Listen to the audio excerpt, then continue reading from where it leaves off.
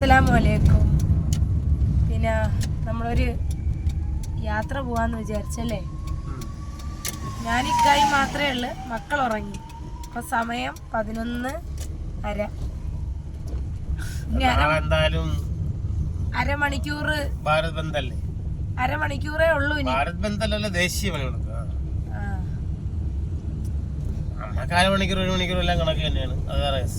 നമ്മള് പാരിപ്പള്ളിയിലാണ്. പക്ഷെ ഇന്നാണ് ഏറ്റവും തിരക്ക് കുറഞ്ഞ അല്ലേ ദിവസം. എല്ലാരും കൊണ്ട് ഓടി വണ്ടി ഒതുക്കിയിട്ടുണ്ട്. പിന്നെ നാളെ പകലൊക്കെ വിഷയാവും. പകല് വണ്ടി ഓടിക്കൂടാ. ഓടാം, നമുക്ക് അത്യാവശ്യത്തിനൊക്കെ ഓടാം. പക്ഷെ ഓടിയിട്ട് കടയിലൊന്നും പോകാൻ പറ്റില്ല. കടയിലെ അടവല്ലേ, കടകളെ കാര്യങ്ങളെല്ലാം അടവാണ്. നമ്മളെ വണ്ടി എടുത്ത് പോണെങ്കിൽ ആരും ഒന്നും പറയുന്നുമില്ല. പക്ഷേ ഒരു ഹോസ്പിറ്റൽ കാര്യത്തിനൊക്കെ പോവാം. പിന്നെന്തേ, ഹോസ്പിറ്റലിലെ കാര്യങ്ങളൊക്കെ നമുക്ക് പോവാം. എല്ലാരും വെപ്രാളപ്പെട്ട് പോവേണ്ടട്ടാ. ഇനി അരമണിക്കൂറേ ഉള്ളൂ. പഴയണത്തെ പ്രശ്നങ്ങളൊന്നും ഇല്ല. പക്ഷെ ഇത് മൊത്തത്തിലൊരു എന്തോ നല്ല കാര്യത്തിനാണ് തോന്നുന്നത്. നമ്മളിപ്പോ വണ്ടി എടുത്തിട്ട് വെളി ഇറങ്ങി പോയി പറഞ്ഞാൽ ആരും പിടിച്ചെടുത്താനും കല്ലെറിഞ്ഞ് പൊട്ടിക്കാനൊന്നും പോണില്ല. അവര് ആവശ്യം ഹോസ്പിറ്റലൊക്കെ ആണെങ്കിൽ കുഴപ്പമൊന്നുമില്ല. പിന്നെ നമ്മള് ഹോസ്പിറ്റലില് നമുക്ക് അത്യാവശ്യം എയർപോർട്ടൊന്നും വർക്കാവൂലെന്നാണ് പറയുന്നത്. പിന്നെ റെയിൽവേ സ്റ്റേഷനിലൊക്കെ ട്രെയിനൊക്കെ ഓടും, പിന്നെ KSRTC ഓടും എന്നാണ് പറയുന്നത്. അപ്പൊ റെയിൽവേ സ്റ്റേഷനിലൊക്കെ നമുക്ക് ഒരാൾ വന്നാലും എടുത്തോണ്ട് വരാനും പോകാനൊക്കെ നമുക്ക് പ്രശ്നമൊന്നുമില്ല. അതൊക്കെ ഈ ആൾക്കാർ പറഞ്ഞുണ്ടാക്കുന്നത്. അങ്ങനത്തെ പ്രശ്നമൊന്നുമില്ല. ഇത് എല്ലാവർക്കും നമുക്ക് എല്ലാവരും കൂടെ വേണ്ടിയിട്ടുള്ളൊരു സമരമാണ്. അപ്പൊ നമ്മളെല്ലാരും മാക്സിമം അതിൽ സഹകരിക്കുകയാണ് ചെയ്യേണ്ടത്. മക്കൾക്ക് നാളെ സ്കൂളിൽ പഠിത്തമില്ലാത്തതുകൊണ്ട് അപ്പൊ നമ്മള് മാക്സിമം എവിടെയും പോവാതിരിക്കുക. പിന്നെ അത്യാവശ്യം ഇറങ്ങി പോയെന്ന് പറഞ്ഞ് ഇവിടെ ആരും പിടിച്ചെടുത്തൊന്നുമില്ല. നമുക്ക് നമ്മളെ അത്യാവശ്യ കാര്യങ്ങളൊക്കെ പോവാം. പിന്നെ എന്താണ് കടകള കാര്യങ്ങൾ അങ്ങനെ ഒരു സംഭവം ഉണ്ടാവൂല. പിന്നെ നമ്മൾ വെളിയിറങ്ങി പോയിട്ട് നമുക്കൊന്നും മേടിക്കാനൊന്നും ഉണ്ടാവൂല. പിന്നെ നമ്മൾ ആരെങ്കിലും റിലേറ്റീവ്സ് ട്രെയിനിലൊക്കെ വരികയാണെങ്കിൽ അവരെ പിക്കപ്പ് ചെയ്യാൻ പോവാം. അതൊന്നും വിഷയമൊന്നുമുള്ള കേസുമല്ല. ഇവിടെ എല്ലായിടത്തും ഉത്സവം നടക്കുക നമ്മുടെ നാട്ടിൽ. ഇങ്ങനെ അത്യാവശ്യ കാര്യങ്ങൾക്കൊക്കെ നമുക്ക് പോവുകയും വരികയും കാര്യങ്ങളൊക്കെ ചെയ്യാം.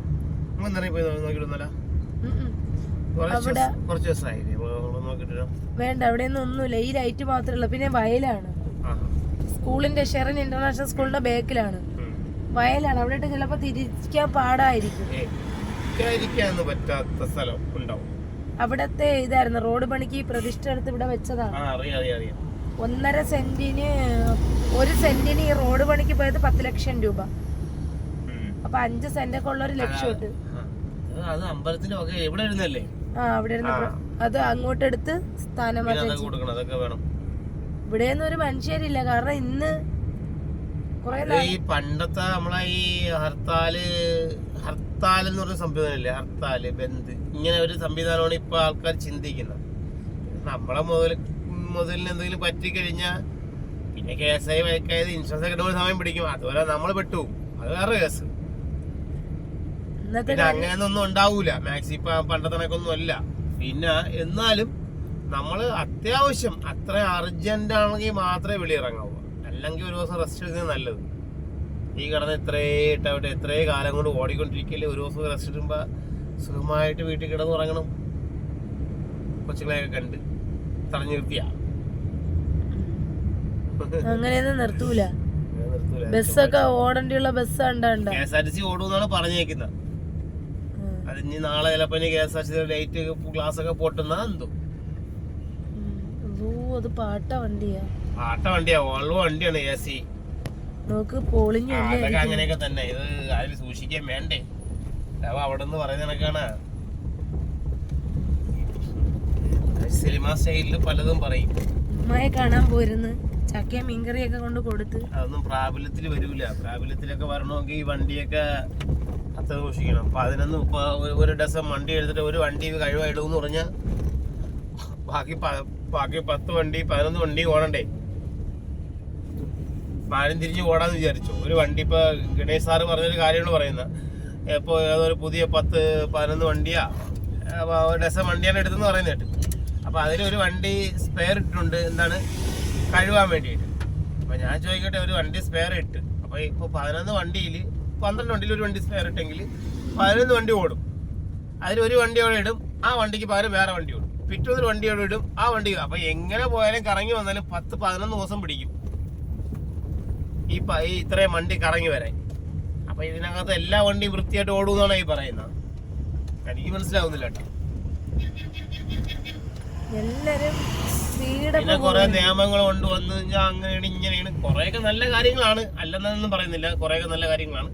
പക്ഷെ അതിലൊക്കെ കുറെയൊക്കെ അനാവശ്യമായിട്ടും ഉണ്ട്. ചുമ്മാ ലൈസൻസ് എടുക്കുക, ചുമ്മാ പ്രൈവറ്റ് ബസ്സിനെ മണ്ടയിൽ കയറുക, അതൊന്നും അത്ര ശരിയായ ഏർപ്പാടൊന്നും അല്ല. എല്ലാവരും ജീവിക്കാൻ വേണ്ടി തന്നെയാണ്. പിന്നെ KSRTC ലാഭത്തിലാണ്, അതൊക്കെ ഓക്കെ, അതങ്ങനെ തന്നെ വേണം. അതൊക്കെ മുഖച്ഛായ മാറ്റിയത് അദ്ദേഹം തന്നെയാണ്. കുറെ നിയമങ്ങൾ, കുറെ ഇതൊക്കെ മനുഷ്യന്മാർക്ക് പറ്റാത്ത രീതിയിൽ, അല്ലെങ്കിൽ അത്രയ്ക്കും നല്ല രീതിയിൽ ഹൈടെക് രീതിയിലുള്ള റോഡുകളും അത്രയും സെറ്റപ്പ് സംവിധാനങ്ങൾ ഉണ്ടാക്കി തന്നിട്ട് വേണം അതൊക്കെ ചെയ്യാൻ. അതാണ്ട് ഇതൊക്കെ കണ്ട ഒരു 10 മീറ്റർ ഓടുമ്പോൾ അവിടെ കടപട. ഇപ്പൊ എന്തോ റോഡൊക്കെ പണിഞ്ഞ് ഭയങ്കര റോഡ്, എവിടെ പല സ്ഥലത്ത് ഇടിഞ്ഞും പൊളിഞ്ഞൊക്കെ വീഴുന്നു. ദൈവത്തിനറിയാം അതിന്റെ മണ്ടയിൽ കൂടെ പോയി മരിക്കുകയോ ജീവിക്കുകയോ അടികൂടെ പോണവർ എങ്ങനെയാണെന്ന്.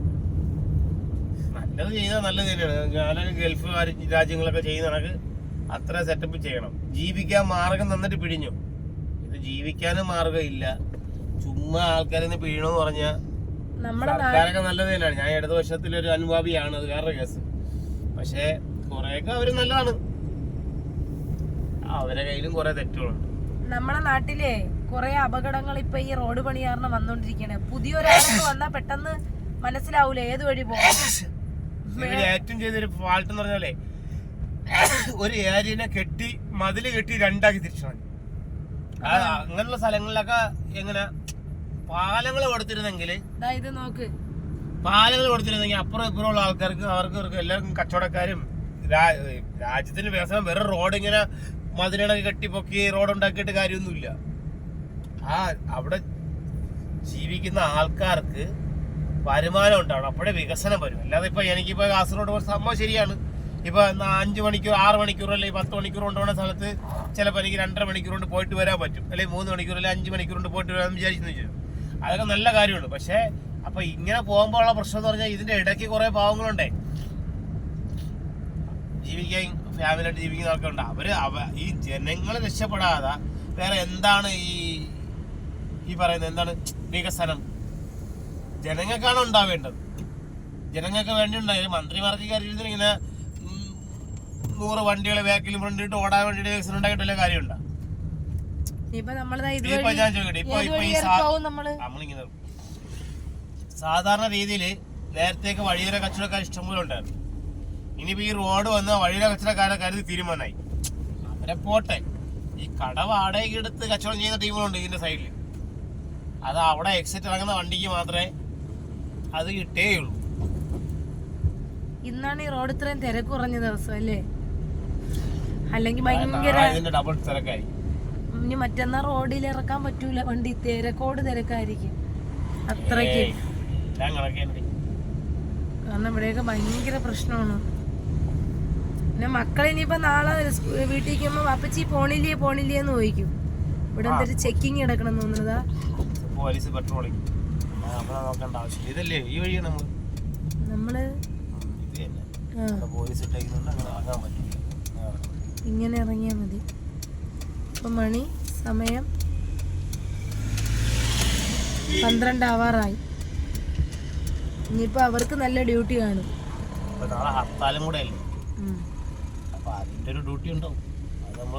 നമ്മളെ ഇട റോഡൊന്നും പ്രശ്നമില്ലെന്ന് തോന്നുന്നു. അവരെന്തോ പ്രശ്നം കേട്ടോ അവിടെ.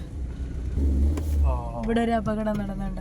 ആ വണ്ടി ആ ചെറുക്കനും പെണ്ണും വന്ന വണ്ടിയാണെന്ന് തോന്നുന്നു. വാഗണറാണ്, പുതിയ മോഡലാണെന്ന് തോന്നുന്നു അല്ലേ? ഇതൊക്കെയാണ് നമ്മുടെ നാടിന്റെ അവസ്ഥ. ഇപ്പൊ നാളെ വീട്ടിൽ ഇരിക്കണോണ്ട് ഇന്നിപ്പോ ഇറങ്ങിയതാണ് കേട്ടോ. അല്ലെങ്കിൽ നൈറ്റ് നമ്മൾ എപ്പോഴെങ്കിലും ഒക്കെ പോകും. പിന്നെ 2-3 കമന്റുകൾ വന്നിട്ടുണ്ട്, നിങ്ങളെ വണ്ടി പച്ചവെള്ളത്തിലാണ് ഓടുന്നത്. നമ്മളെ വണ്ടി പച്ചവെള്ളത്തിലല്ല ഓടുന്നത്, സംഭവം യൂറിനിലാണ്. പിന്നെ വേറൊരു കാര്യം എന്ന് വെച്ചാൽ, നിനക്ക് എന്റെ കാര്യങ്ങളാണ് ഞാൻ പറയണ, ഇഷ്ടമുള്ളവര് മാത്രം. നമുക്ക് അത്യാവശ്യം മൈലേജ് ഒക്കെ ഉണ്ട്, നമ്മൾ അതിനനുസരിച്ചുള്ള ഓട്ടേ ഉള്ളൂ താനും. കണ്ടാ മതി, അല്ലാത്തവര് കാണണ്ട.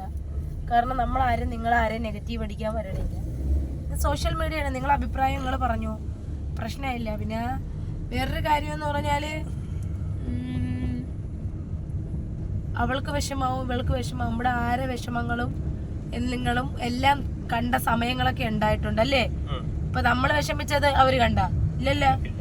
അപ്പൊ നമ്മളെ സന്തോഷം അവര് കാണണം അല്ലേ? പിന്നെ വിഷമം മാത്രല്ല പറ്റുന്ന കണ്ടാ മതി കേട്ടാ. ഈ എന്താണ് കരിങ്കാരിയില്ലേ, കരിങ്കണ്ണ. നജില ഷാൻ എപ്പോഴും നജില ഷാൻ തന്നെയാണ്. പിന്നെ കുടുംബം ചെറിയ അങ്ങോട്ടും ഇങ്ങോട്ടും തട്ടുമുട്ടൊക്കെ വരും. നമ്മളെ കുടുംബം അത് എല്ലാവരുടെ കുടുംബത്തിലുള്ളതാണ്. ചിലപ്പോ അങ്ങോട്ടും ഇങ്ങോട്ടും ഉൾക്കൊള്ളാൻ പറ്റില്ല, ചെറിയ തട്ടുമുട്ടൊക്കെ വരും, വിഷമം ഭയങ്കര സഹിക്കാവും. അപ്പോഴാണ് ഞാൻ ചിന്തിക്കുന്നത്, ഞാൻ ഇപ്പൊ ഇടയ്ക്ക് ദിവസം പോയെന്ന് പറഞ്ഞില്ലേ, ഞാൻ എൻ്റെ വീട്ടിൽ പോയതാണ്. സംഭവം ചെറിയ പഴക്കത്തിൽ പോയതാണ്. പക്ഷെ അവള് വിചാരിക്കുന്നതാണ് ഞാൻ ഇനി വരൂല, അങ്ങ് പൊക്കളയും. അവളെ മനസ്സിലാവും ഒരേ രീതിയിലെ ആൾക്കാരാണ്. അവളെ അത്രയും ഇഷ്ടപ്പെടുന്നു. അപ്പൊ പെട്ടെന്ന് പോണ്. നമ്മള് തമ്മിൽ അധികം വഴക്കൂല. എങ്ങനെ പറഞ്ഞു തരുന്നത്, അത് സ്നേഹിക്കുന്നവർക്കേ പറഞ്ഞു. അത് കാരണം വേറൊരു കാരണം കൂടെ ഉണ്ട്. കാരണം വാപ്പാരെയും ഉമ്മാരെ സ്നേഹം കണ്ടല്ല വളർന്നത്. അതുകൊണ്ട് അത് ആ സ്നേഹത്തിന്റെ വാല്യൂ എത്രത്തോളം ഉണ്ടെന്ന് നിങ്ങൾക്ക് അറിഞ്ഞൂടാ. നമ്മളെ മക്കൾ ഇറങ്ങിപ്പോയി മോൻ തന്നെ, ഇപ്പൊ കുറ്റമല്ല പറയണം, നിങ്ങളെ മുമ്പേ മോൻ തന്നെ വാപ്പച്ചി പോവല്ലെന്ന് പറഞ്ഞിട്ട് തട്ടി മാറ്റി ഇറങ്ങിപ്പോയതാണ്. കാരണം എന്ന് വെച്ചാൽ 2 കാലിലും പിടിച്ച് വാപ്പച്ചി പോവരുത്. ഇല്ല, വാപ്പച്ചി പറഞ്ഞില്ല, ഞാൻ പോണെന്ന് പറഞ്ഞ് ദേഷ്യപ്പെട്ട് റൂമിൽ നിന്ന്. എന്നിട്ടാണ് മക്കളെ ഇറങ്ങി പോണത്. പറയുമ്പോ എല്ലാം പറഞ്ഞു. അതെന്തെന്നറിയാമോ മകളെ, നമ്മളെ ഉമ്മാരെയും വാപ്പാരെയും സ്നേഹം കണ്ടിട്ടാണ് വളരുന്നത്. അപ്പൊ അതേപോലെ നമ്മൾ നാളെ കാണിക്കൂ. കാരണം നമ്മളെ കുടുംബമാണ് നമ്മളെ ഏറ്റവും ആദ്യത്തെ സ്കൂള്. അതാണ്. പിന്നെ പറഞ്ഞിട്ട് കാര്യമില്ല. പക്ഷെ ഇപ്പൊ വാപ്പ എന്താണെന്ന് ഇപ്പോഴാണ് അറിയണത് ഇല്ലേ? കാരണം എന്ന് വെച്ചാ നമുക്കൊക്കെ നല്ല, അതായത് ഇക്കായൊക്കെ നേരെ ഒരു നല്ല പ്രായത്തില് കല്യാണം കഴിച്ചിരുന്നു എങ്കിൽ നല്ല ഇപ്പം പക്ഷെ അന്നൊന്നും പറ്റിയില്ല. കാരണം എന്ന് വെച്ചാ അവരെയൊന്നും മനസ്സ് കാണാൻ ആരും ഇല്ലായിരുന്നു. കാരണം ഒരു ഉത്തരവാദിത്തം ഇല്ലാത്തൊരു ഫാമിലി ആയിരുന്നു. പക്ഷെ ഇപ്പൊ ഉത്തരവാദിത്തം ഉണ്ടാ. അപ്പോഴും ഇതൊക്കെയാണ്. നിങ്ങളെല്ലാരും പറയും ഷാൻ പാവമാണ്. പക്ഷെ ദേഷ്യം വരണം, ദേഷ്യം. പക്ഷെ ഇപ്പൊ തിരിച്ചാണ് കേട്ടോ തട്ടകം. ദേഷ്യം എനിക്കാണ്. പിന്നെ നിങ്ങൾ ദുആ ചെയ്യണം. പിന്നെ എനിക്കുണ്ടാകുന്ന ബുദ്ധിമുട്ട് എന്ന് പറഞ്ഞാലേ ഇങ്ങനത്തെ, അതായത് പെട്ടെന്നൊരു ഇതിലോട്ട് മാറുമ്പം എല്ലാം കൂടെ ചെയ്യുമ്പോഴേക്കാ 3 മക്കളുണ്ട് ഇക്കൊണ്ട്. അപ്പൊ ഒരു വീട്ടിൽ നമ്മളെല്ലാ കാര്യം ചില്ലറ ജോലിയല്ല. ഒരു വീട്ടില് നമ്മള് രാവിലെ കഴുകി ഒതുക്കും, കാപ്പി കുടിച്ച പാത്രം ഉച്ചയ്ക്ക് അതുപോലെ വരും, വൈകിട്ട് വരും. പിന്നെ ഇവര് ഇരിക്കുന്ന സ്ഥലം മക്കളെ, നമ്മള് ഈ വീട്ടിൽ വന്ന് കയറിയപ്പോ പണ്ടേ വീട്ടിൽ ദേഷ്യപ്പെട്ടിട്ട് നാട്ടിട്ടു. ഇവിടെ കൊല്ലത്താണ് വരുന്ന. ഇവിടെ നിന്ന് നേരെ കൊല്ലം എത്ര കിലോമീറ്റർ, ചില്ലറ കിലോമീറ്റർ ഉള്ളൂ. കൊല്ലത്ത് വന്ന് ഒരു 3-4 ദിവസം കഴിയുമ്പോൾ വിശപ്പായി. നമ്മള് പൈപ്പിലുള്ള എത്രയെന്ന് പറഞ്ഞ് കുടിക്കുന്ന. അങ്ങനെ ഞാനൊരു ഹോട്ടലിൽ കയറിയിട്ട് പണി ചോദിച്ചു. ഞാൻ പറഞ്ഞ് പ്ലേറ്റ് കഴിവാനാണെങ്കിൽ ആളെ വേണമെന്ന് പറഞ്ഞു. പ്ലേറ്റെങ്കിൽ പ്ലേറ്റ്. അന്നത്ര 30 രൂപയാണ് ശമ്പളം ഒരു ദിവസം. പ്ലേറ്റ് കഴിവാന്ന് പറഞ്ഞ് കയറി ചെയ്യുമ്പോൾ ഞാൻ ആദ്യമേ കാപ്പി കുടിച്ച്. ഞങ്ങൾ വിശക്കൊന്നും കഴിച്ചില്ല. അതൊന്ന് ആവശ്യമുള്ളിട്ട് കഴിയുന്ന പറഞ്ഞാൽ കുറേ കറിയൊക്കെ തന്നു, ഭക്ഷണമൊക്കെ കഴിച്ചു. അതായത് ഭക്ഷണം കഴിച്ച് തീർന്നപ്പോഴത്തേക്ക് ഈ പ്ലേറ്റിന് സ്ഥലം നോക്കിയാണ് കേട്ടാ. ഒറ്റയ്ക്ക് നിറഞ്ഞിരിക്കുന്നു പ്ലേറ്റ് ഫുള്ള്. ഞാൻ ഭക്ഷണമൊക്കെ കഴിച്ചിട്ട് വന്നിട്ട് ഈ വെച്ചിരുന്ന പ്ലേറ്റ് ഇങ്ങനെ കഴുകിക്കൊണ്ടിരിക്കുന്നു. ഇത് ഭണ്ഡാരമുണ്ടാ, കഴുകിയ തീരുമോ? കഴുകി തീരുമ്പോ ഈ സ്റ്റെപ്പ് തീരുമ്പോ അതിന്റെ അപ്പുറത്ത് അതേ കണക്ക് സ്റ്റെപ്പ് വേറെ ഇരിക്കുന്നു. ഉച്ച വരെ കഴുകി നോക്കി, ഒരു രക്ഷയില്ല. ഉച്ചയ്ക്ക് ഞാൻ പറഞ്ഞു എനിക്ക് വിശക്കുന്നത്, എനിക്ക് ചോറ് കഴിച്ചാൽ പറ്റുമെന്ന് പറഞ്ഞു. അത് കഴിച്ചിട്ട് പതൊക്കെ ചെയ്താന്ന് പറഞ്ഞു. അപ്പോൾ വലിയൊരു നില കെട്ടിടത്തിന്റെ പൊക്കത്തിന് ഒരു സ്റ്റാൻഡുണ്ട്. ഈ സ്റ്റാൻഡ് നിറച്ച് പ്ലേറ്റാണ്. കൈ വയ്ക്കുന്ന പ്ലേറ്റിൽ വേറെ ആൾ കൊണ്ടുവയ്ക്കും. അത്രയും പ്ലേറ്റ് ഇങ്ങനെ പൊക്കിക്കൊണ്ടിരിക്കുന്നു. ആ പ്ലേറ്റ് ഇങ്ങനെ വന്ന് അടിങ്ങിയിരിക്കുക. ചോര കഴിച്ചിട്ട് ഞാൻ വന്ന് ഇതിന്റെ ഫ്രണ്ട് നോക്കി, 6 അട്ടിക്ക് ഈ പൊക്കത്തിന് പ്ലേറ്റ് ഇരിക്കുക. അപ്പൊ ഇതിന്റെ പണിയും വേണ്ട എനിക്ക്. പിന്നെ പണ്ടേ ഉണ്ട് ഈ പിണങ്ങി പോണ ശീലം. കേട്ടോ, അത് ഇന്നും ഇന്നലെയൊന്നും ഉള്ളതല്ല. ഈ പറഞ്ഞ കണ്ടൊരു കുടുംബത്തിന്റെ കേസ്. നമ്മളിപ്പോ രാവിലെ എല്ലാം കഴി വൃത്തിയാക്കി ഉച്ചയാകുമ്പോ വീണ്ടും അതേണൊക്കെ വീണ്ടും ആവും വൈകിട്ടാകുമ്പോ ആരും വീണ്ടും അതേണൊക്കെ ആവും. പുതിയ വീട് വെച്ച വെള്ള ടൈലൊന്നും ഇട്ട് കൊടുക്കല്ലേ മക്കളെ, മക്കൾ വളരുന്ന പോലെ. അതോ രാവിലെ തുടച്ചിട്ട് വൃത്തിയാക്കിയല്ല ഇത് കഴിയുമ്പോ ചെളിയും ചവിട്ടി പറ്റിച്ചോണ്ട് കേറും. അതൊക്കെ ഉണ്ട്. പിന്നെ നമ്മളെ മക്കളല്ലേ, നമ്മള് വൃത്തിയാക്കും. നമ്മളെ ഈ വൃത്തിയും ഇതും കണ്ടാണ് അവര് വളരുന്നത്. അതുകൊണ്ട് അവര് തിന്നുന്നടോ അവര് നോക്കും വൃത്തി ഉണ്ടാന്ന്. എന്നാൽ എല്ലാ വീട്ടിലെ മക്കളെ അപേക്ഷിച്ച് നമ്മളെ വീട് നല്ല നീറ്റ് ആയിട്ടല്ലേ കിടക്കണം. ഇടയ്ക്കിടയ്ക്ക് തൂക്കുന്നുണ്ട്, അല്ലെങ്കിൽ അങ്ങനെയൊന്നും അല്ല. മക്കളധികം വാരി പിരിക്കില്ല, പേപ്പർ വലിച്ചെറി ഇടില്ല, ഭിത്തിയിലൊന്നും വരക്കില്ല. നിന്റെ സൗണ്ട് ഇങ്ങനെ ഒച്ച ഇങ്ങനെ കേട്ടോണ്ടിരിക്കുക. മക്കളെ അത് ചെയ്യരുത്, ഇത് ചെയ്യരുത്, ഇതാണ് നമ്മളെ വീടാണ് എന്നൊക്കെ പറയും. അപ്പൊ ഇത്രയേ ഉള്ളൂ. നമ്മളെ പുന്നോട് മുസ്ലിം ജമാഅത്ത് നമ്മളെ വീടെത്തി. അപ്പൊ ഹർത്താലിന്റെ അന്നൊരു അർദ്ധരാത്രി ഒരു യാത്ര അല്ലേ. ഇനി ഇത് കണ്ടിട്ട് ഫൈനൊന്നും തരാതിരിക്കല്ല. സീറ്റ് ബെൽറ്റ് ഉണ്ട്, എല്ലാം ഉണ്ട് അല്ലേ. നമ്മള് കേറാനായിട്ട് പോകണം നമ്മളെ വീട്ടിൽ. ഇനി ഇതൊന്നും ബാക്കിയൊന്നും എടുത്ത് അയച്ചു കൊടുക്കരുത് കേട്ടാ. അങ്ങനെ ആരൊക്കെ ചെയ്ത് കേട്ടാ, നമുക്കൊരു പണി വന്നു കേട്ടാ, ചെയ്ത് നമുക്ക് പൈസയും പോയി. അതൊന്നും കുഴപ്പമില്ല. ബൈക്കിൽ ഹെൽമെറ്റ് ഇടാതെ പോയെന്ന് പറഞ്ഞിട്ടേ വൈലേഷൻ കേറി. പോട്ടെ സാരി. അതില് നമുക്ക് 2000 എത്ര കിട്ടിയല്ലേ? ആ 2000 കൊണ്ട് അവര് വളരട്ടെ അല്ലേ. അത്രയോ. നമ്മളെ വണ്ടിയിലേ നമ്മളാരെ ദ്രോഹിക്കാൻ പോവാ. നമ്മളെ വണ്ടിയിലേ നോക്ക്, ഒരു അത്ര കുപ്പിയുണ്ടാ മണക്കുന്ന. ഇതിലാണ് ഇത് നമ്മൾ മേടിച്ചിട്ടേക്കണുണ്ട്. 100 രൂപ കുപ്പി, 100ഉം അത്തറ 100ഉം, മൊത്തം 200. മുന്തിരിങ്ങ മുമ്പേ ഉണ്ടായിരുന്നു. പിന്നെ നമുക്ക് ഇതാ വണ്ടിയില് വണ്ടിയൊക്കെ വെച്ച് പിടിപ്പിച്ചു കേട്ടാ. അപ്പൊ ഇത്രയൊക്കെ ഉള്ളു മക്കളെ അല്ലേ. നമ്മളൊരാളെ ദ്രോഹിക്കാനൊന്നും പോകാറില്ല. നമ്മള് ആരെ ബാക്കിൽ നമ്മളെ ബാക്കിൽ നിന്ന് വരുന്നവരെ നമ്മള് വിടാറാണ് ചെയ്യാറ്. നമ്മൾ ESI മെഡിക്കൽ കോളേജിൽ പോയി ഇപ്പൊ അല്ലേ. ESI മെഡിക്കൽ കോളേജിൽ പോയിരുന്നു. നമുക്ക് തൊട്ടടുത്തല്ലേ, ESI വലിയ ദൂരമൊന്നുമില്ല. നമുക്ക് 3.5-4 കിലോമീറ്ററേ ഉള്ളൂ കൊല്ലം മെഡിക്കൽ കോളേജ്. അപ്പൊ ഇത്രേ ഉള്ളു മക്കളെ വിശേഷങ്ങള്. അൽഹംദുലില്ലാ നമ്മളെ വീടിന്റെ കാമോട്ട് കയറി. അപ്പൊ വരുന്ന വഴിക്ക് വണ്ടി ആക്സിഡന്റ് കേസിട്ടില്ലേ, അവിടെ പോലീസ് ചെക്കിങ്ങും കാര്യങ്ങളൊക്കെ ഉണ്ടായിരുന്നു. നമ്മളെ സംബന്ധിച്ച് അന്നൊരു വിഷയമുള്ള കേസല്ല. ഇത്രേ ഉള്ളൂ. എന്താ തട്ടിയത്? അത് കല്ലവിടെ ഒരു പാറ കഷ്ണമുണ്ട്, ടയർ അടിച്ചത്. അമ്മാരെ വീട് അതാണ്. ഇവിടെയാണ് നമ്മളെ ലുട്ടാപ്പിയാര് നടന്നത്. ലുട്ടാപ്പിയാര് ഇവിടെയാണ് കളിക്കണത്. അപ്പൊ ഇത്രേ ഉള്ളൂ. അസ്സലാമു അലൈക്കും അല്ലേ.